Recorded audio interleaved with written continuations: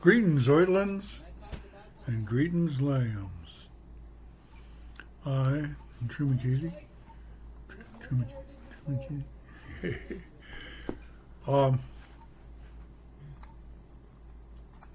Get over there.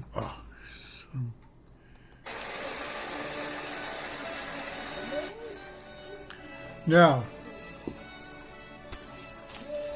Ard-Righ, W-R-A-L-D-A, is our word that means the oldest one. Ur is utmost and Ald is old. It's the same as the Almighty, the highest one,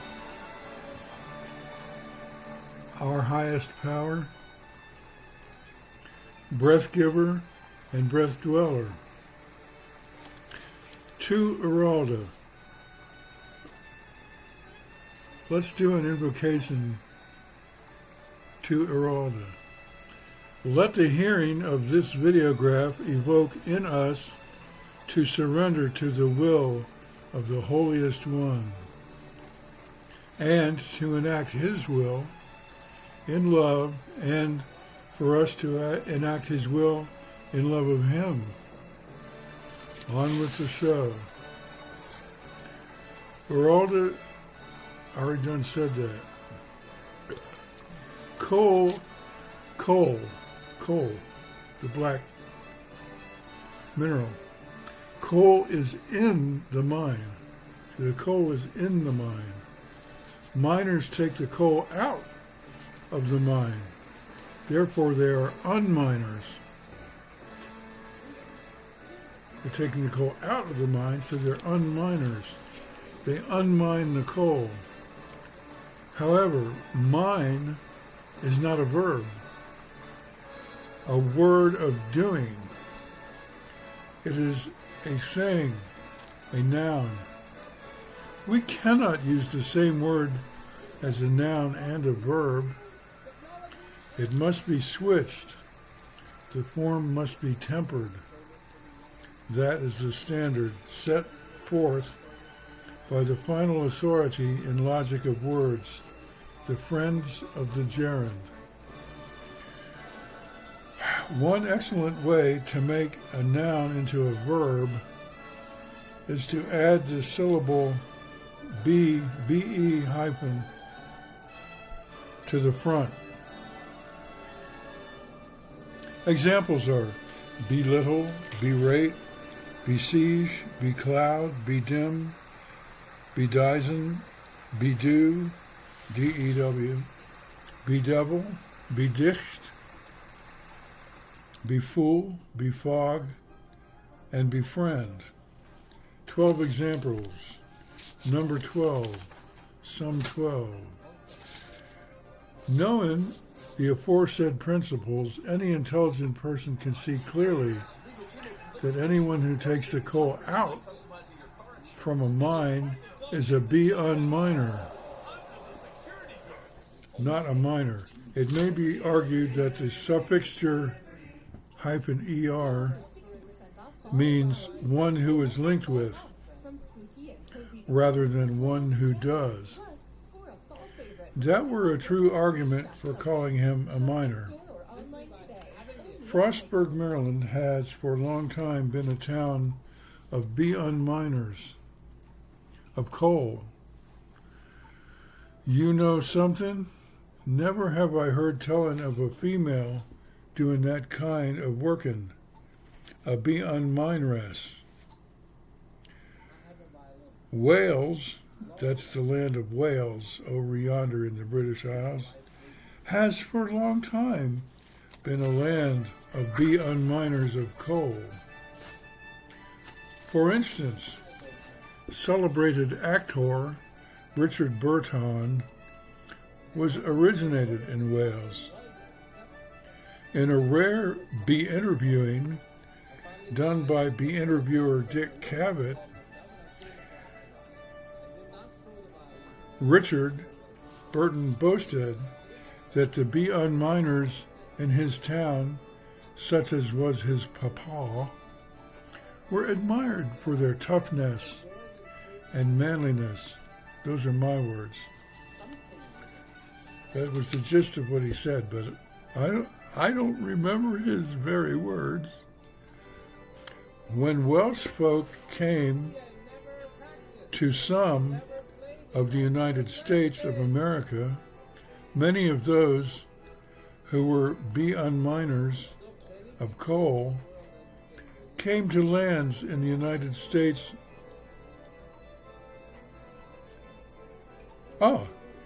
They came to lands in the United States of America where coal occupied mines, so as for them to be able to be paid for the skills that they already owned. Such a land is Frostburg, Maryland. Some of the said Welsh folk founded a house in Frostburg for the gathering of their church, their circle of followers of the traditions called, quote, Baptist, end quote, for those who used the Welsh speech. The offspring of those Welsh folks learned to speak in the English way of speaking. Said they to their fathers and mothers, quote, we long for a house, for a church, a circle of self-styled Baptists, wherein the English way of speaking and not the Welsh way of speaking be spoken. Those are my words. Hence, such a house built they. Both of those houses or churches thrive today. That is to say, the original Welsh-speaking one, which no longer is Welsh-speaking, and the English-speaking one, both of those two houses. The Welsh folks had a Welsh-speaking church. Their children wanted an English-speaking church. Hence, there are two church houses today. Both of those houses or churches thrive today. However, and notwithstanding, the Welsh way of speaking has been dropped. The pastor of the erstwhile but no longer time Welsh church and its house at one time ran a franchise for the cooking, selling, and delivery of pies of the variety known as pizza. Such did he in a land known as, quote, the beflowered land, end quote, which in a foreign, strange mode of speech has been called Florida. His drivers and driveresses came to be oft robbed by malefactors. He got wind of the fact that the robbers were members of a cluster of sellers of dope. He identified one visitor to his store who was a member of the said cluster, by whom he requested the to-become pastor requested a powwow with the leader of the malefactors, or else he somehow sent the message to him. The leader heeded to his summons and went to the store of the to-become pastor, accompanied by men who were not of the variety known as hench, inasmuch as the word hench, till now unbeknownst to most folks, means stallion.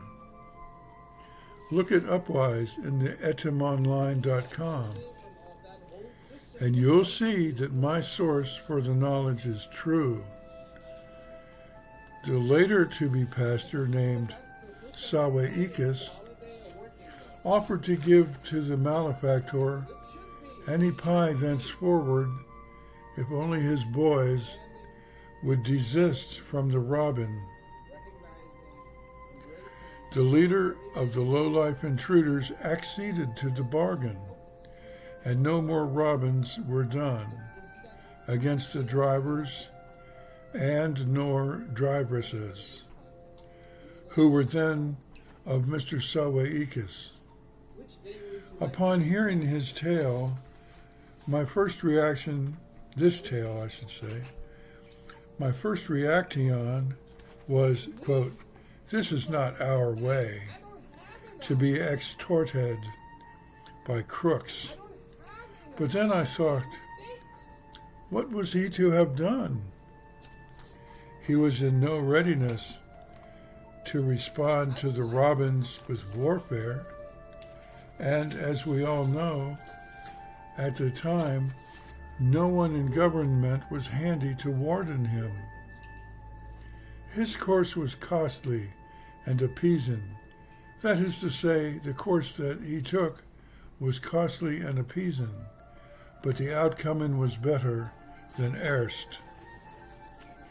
Now the Holy Writ holds rede for such an instance. Again and again have we been informed that while we keep in line with the biddings of Ard-Righ, the oldest one, he will keep such violence from us. Moreover, prayers abound in the Holy Writ, whereby obedient servants of Ard-Righ might summon judgment against the twisted malefactors and or malefactresses. For folks who violate the commandment against stealing is this prayer, quote, "The wrath of Ard-Righ comes upon the children of disobedience," end quote. For this to be granted to us, we must see that we ourselves be obedient, as be noted in the 7th bit of the Scout Law of the BSA, Boy Scouts of America. England was threatened by a 100 times superior navy, the Spanish Armada. The monarch of England at that time was Elizabeth I. She was of the spawn of Teiah Tephi, granddaughter of Jeremiah, who became Heremon or Ard-Righ of Ireland.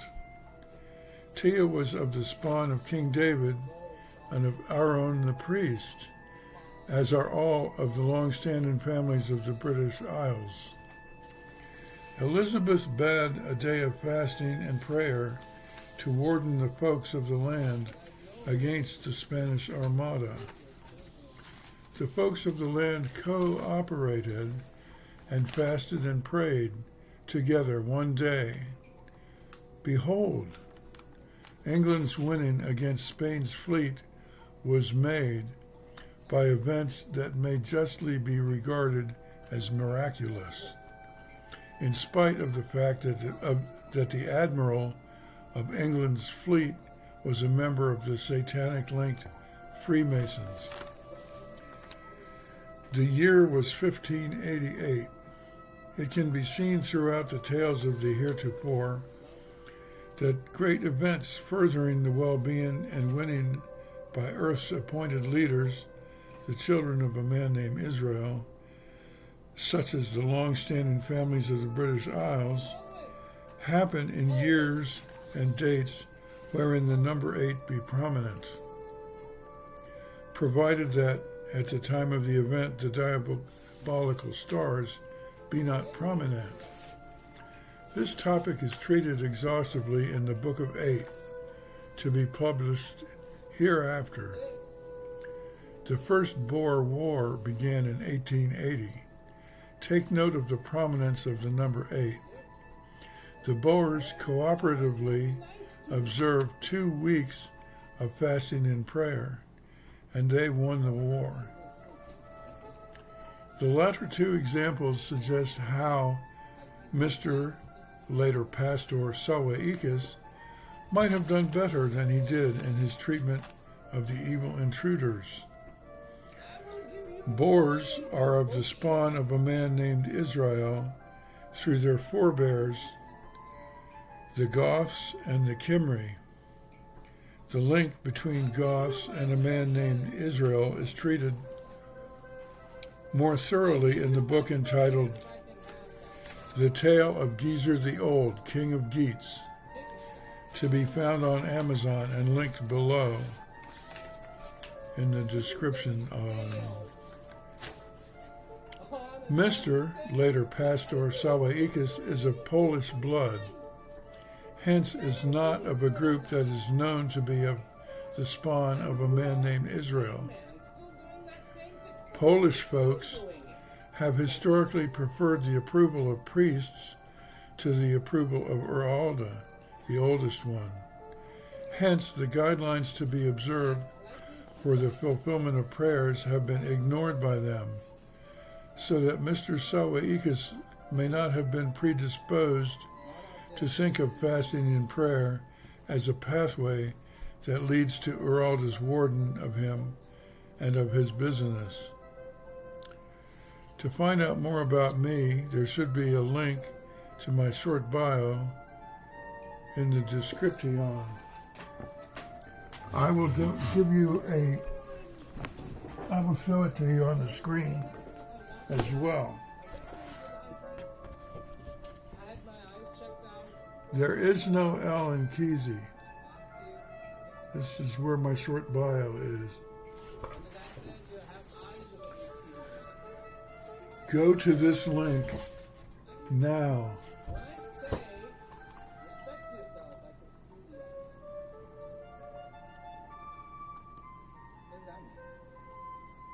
Peace is inside of you.